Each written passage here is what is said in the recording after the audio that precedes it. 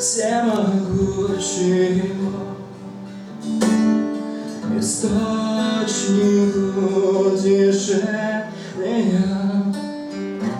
Я нашел тайну утешения, не тебе подобного. Перед тобой склоняюсь я, ты любовь моя, ты любовь моя. Можно не спевать. Перед тобой склоняюсь я, всемогущего,